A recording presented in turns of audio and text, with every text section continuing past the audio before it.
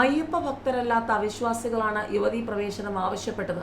ഹർജി കോടതി എന്തിന് പരിഗണിച്ചു? സുപ്രധാന ചോദ്യവുമായി ജസ്റ്റിസ് നാഗരത്ന. അയ്യപ്പ ഭക്തരല്ലാത്ത അവിശ്വാസികൾ നൽകുന്ന ഹർജി പരിഗണിക്കേണ്ടതുണ്ടോ എന്ന കാര്യം ആദ്യം പരിശോധിക്കണമെന്ന് ജസ്റ്റിസ് നാഗരത്ന. ശബരിമല യുവതീ പ്രവേശനവുമായി ബന്ധപ്പെട്ട് സോളിസിറ്റർ ജനറൽ തുഷാർ മേത്തയുടെ വാദത്തിനിടെയായിരുന്നു സുപ്രധാന നിരീക്ഷണം.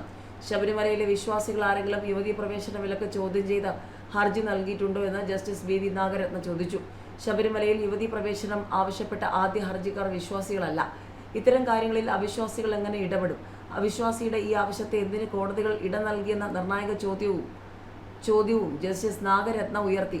ഈ ഹർജിയുമായി സിവിൽ കോടതിയെ സമീപിച്ചിരുന്നുവെങ്കിൽ കോടതിയിൽ നിന്നും ഉയർന്ന ആദ്യ ചോദ്യം നിങ്ങൾക്ക് കേസുമായി ബന്ധം എന്താണ് എന്നായിരിക്കും. ബന്ധം വിശദീകരിക്കാനായില്ലെങ്കിൽ അപ്പോൾ തന്നെ കേസ് തള്ളുമെന്നും ജസ്റ്റിസ് ബി നാഗരത്ന ചൂണ്ടിക്കാട്ടി.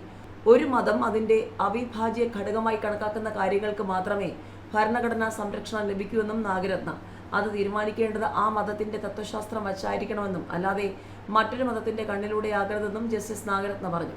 ഇക്കാര്യം കണക്കിലെടുത്തുവെങ്കിൽ 2006 തന്നെ കേസ് തള്ളിയേനെയെന്നും ചീഫ് ജസ്റ്റിസ് സൂര്യകാന്ത് അഭിപ്രായപ്പെട്ടു. ജഡ്ജിമാരുടെ നിരീക്ഷണത്തെ അംഗീകരിച്ച് തുഷാർ മേത്ത മുസ്ലിം പള്ളികളിൽ സ്ത്രീകളെ പ്രവേശിപ്പിക്കണമെന്ന് ആവശ്യപ്പെട്ട് തനിക്ക് കോടതിയെ സമീപിക്കാൻ കഴിയില്ലെന്ന് പറഞ്ഞു. മതപരമായ ആചാരം അന്ധവിശ്വാസമാണോ എന്ന് തീരുമാനിക്കാൻ മതേതര കോടതികൾക്ക് അവകാശമുണ്ടോ എന്ന് സോളിസിറ്റർ ജനറൽ തുഷാർ മേത്ത ചോദിച്ചു.